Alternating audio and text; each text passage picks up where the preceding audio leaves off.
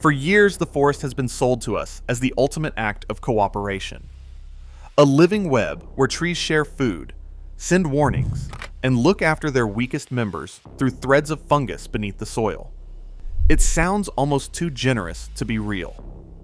So here's the question nobody wants to ask out loud. What if the trees aren't the ones running this network at all?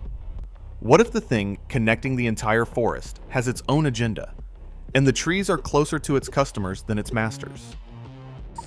But this story doesn't begin in a modern forest. It begins on bare rock, about 450 million years ago, at a time when nothing green had ever grown on land. The first plants weren't trees. They weren't even close. They were small, stubby, rootless things clinging to wet stone, and by every rule of biology, they should not have survived. They had no way to pull water and minerals out of solid ground. What saved them was already living in that ground, waiting. A fungus reached up out of the grit, wrapped itself around those early plants, and offered them a deal. The fungus would mine the rock for water and nutrients the plant could never reach on its own. In return, the plant would hand over some of the sugar it made from sunlight. That single trade is the reason forests exist at all. This partnership has a name. It's called mycorrhiza, from old words meaning fungus and root, and it's one of the oldest working relationships on the planet. It's older than wood. It's older than seeds. It came long before the upright stem, the leaf, and the tree itself, by tens of millions of years, and it never went away. That same trade is still happening under every forest on Earth at this very moment. Around 70% of all plant species still depend on it. If you pulled a full-grown tree out of the ground and somehow kept every thread attached, you'd be holding only half of the living thing. The other half is fungal, spreading out through the soil in threads so fine they make a plant root look like a fire hose. And here's the detail that gets missed in almost every telling of this story. Those threads don't stop at one tree.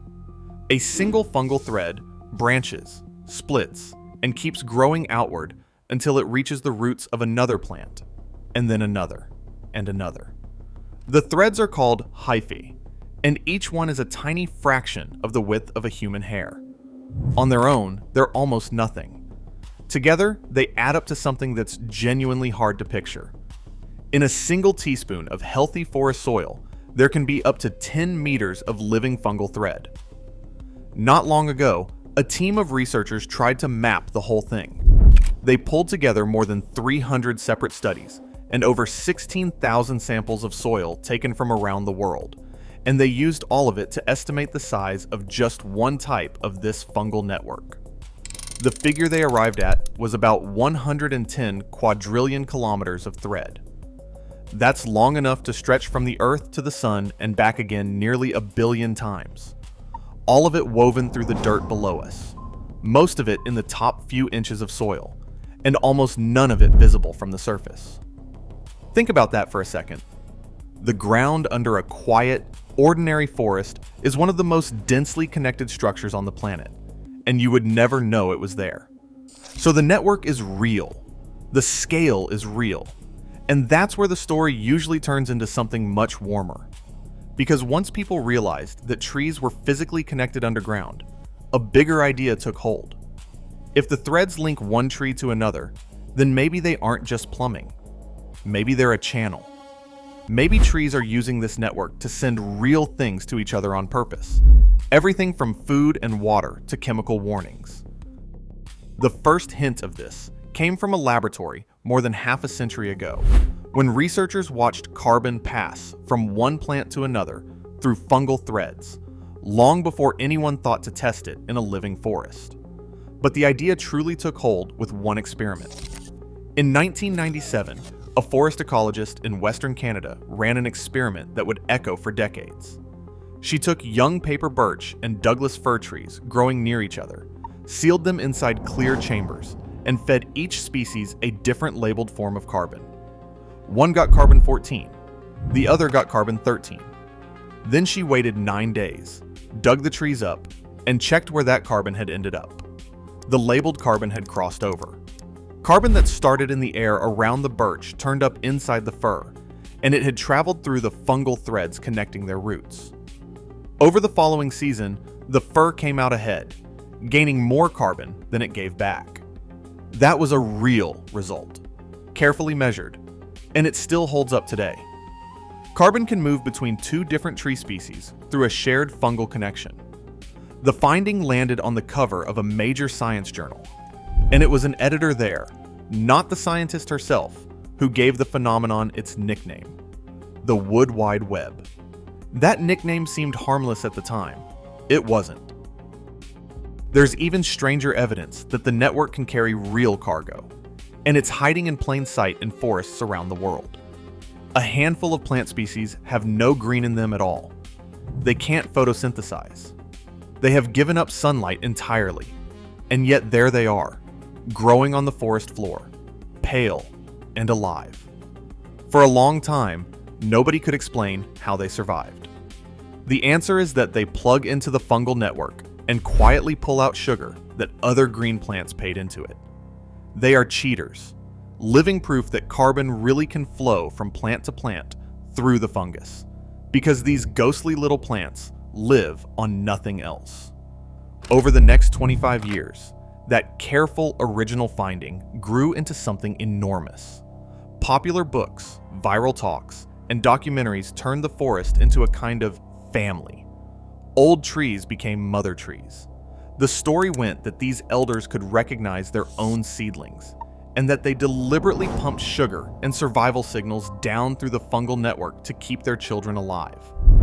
A dying tree, so the story went, would dump its final reserves into the web so the next generation could use them. It was moving, it felt true, and it spread across the internet faster than almost any idea in modern forest science. But this is where the story takes a turn that almost nobody heard about. Because while the mother tree idea was conquering the internet, a group of scientists who actually study these fungal networks for a living were getting uncomfortable. The network is real, and that was never in question. What worried them was that the most beautiful parts of the story had quietly drifted away from the evidence underneath them.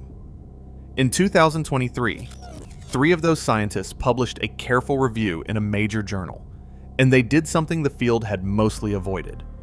They went back through the actual studies, one by one, and asked a blunt question. How much of the popular story is genuinely supported by field research, and how much of it is just being repeated because it sounds good? They looked at 3 big claims. First, that these fungal networks are everywhere in forests, connecting nearly every tree. Second, that meaningful amounts of resources travel through them to help young seedlings grow. And third, the famous one, that mature trees deliberately send food and warnings to their own offspring through the web. If a hidden world running under your feet is the kind of thing you want more of from this channel, take a second and subscribe. It genuinely helps the channel keep going, and there's a lot more of nature's stranger machinery where this came from. So back to those 3 claims, and the third one especially. The mother tree, deliberately feeding her children. When those scientists went looking for solid field evidence that it actually happens in a real forest, they found something that made the whole beautiful story wobble. There wasn't any. Not a single peer-reviewed field study had ever shown a mature tree choosing to send resources to its own offspring through the network. The most emotional, most shared part of the entire story was resting on evidence that didn't exist. And the other 2 claims didn't come out much better. People thought they had the full picture. They didn't. The idea that these networks blanket every forest turned out to rest on studies that were scattered, inconsistent, and often done in conditions that don't match a wild forest. Some found connections, some didn't. The results varied so much that you couldn't honestly say the pattern held everywhere. And if that were the only problem, the story might have survived it. But then there was the question of what the early experiments actually proved. That original carbon result, the one that started everything, showed that carbon moved between 2 trees. It did not show why. The carbon could have traveled through the fungal network on purpose. Or it could have leaked into the soil and been picked up the way roots pick up anything useful nearby. The experiment was never built to tell those two possibilities apart. In plain terms, seeing food move from one tree to another doesn't prove the tree's meant to share it. It only proves the food moved. Now, this cuts both ways, and the honest version of the story has to say so. The scientists who built the original network research pushed back hard. They argued the review had cherry-picked which studies to count, leaned on a narrow slice of the literature, and brushed past work that did support real sharing between trees. When researchers actually mapped one of these networks in a single forest, they found the oldest, largest trees sitting near the center of it, each one linked to dozens of younger trees around them. To the people who love the mother tree idea, that looked like proof. To the skeptics, a hub in a network is not the same as a parent choosing to feed its young. They're not wrong that the network exists, and they're not wrong that carbon and warning signals can move through it. There's even solid work showing that when one plant is attacked by insects, a neighboring plant wired into the same fungus can start ramping up its defenses before the pests ever arrive. This fight is still going on right now, in journals, at conferences, with no clean winner. What almost everyone agrees on is narrower and quieter than the viral version. The network is real. Connections happen. Things can move through them. Whether the trees are doing any of it on purpose is the part nobody has managed to prove. But there's a way of looking at all of this that barely gets mentioned, and it flips the entire question on its head. Because this was never only a story about trees. Shift the focus from the trees to the fungus itself, and the whole picture changes. The fungus is a living organism with its own needs, its own hunger, and its own interests. And it's far more than a passive wire strung between roots. It connects to many plants at once, and it can move sugar and nutrients between them. But there's no law of nature that says it moves those things for the plant's benefit. It might be moving them for its own. The same threads that everyone pictures as a caring network built by trees could just as easily be a supply line built by the fungus, for the fungus. Consider what the fungus is actually doing. It takes sugar from a tree that has plenty to spare. It can route resources toward a tree that's struggling, not out of kindness, but because a living tree keeps feeding it and a dead one stops. There's careful work showing this system behaves like a marketplace. Plants can push more sugar toward the fungi that deliver the most nutrients, and fungi can favor the roots that pay them the best. A gardener keeps every plant in the bed alive because every plant is a customer. From the fungus's point of view, a forest full of connected trees might be less like a family and more like a farm, and the fungus is the one running it, which is a strange thing to sit with.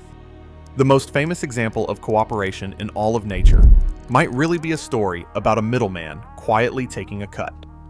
That doesn't make the forest any less remarkable. If anything, it makes it stranger. Under the calm surface of the woods, there's a 450-million-year-old organism managing the flow of food between the largest living things on land, balancing its own survival against theirs. And it has been doing it since long before there were forests to manage. And this matters far beyond a scientific argument. Forests are being cut, replanted, and managed all over the world, based partly on the idea that mother trees hold the whole system together.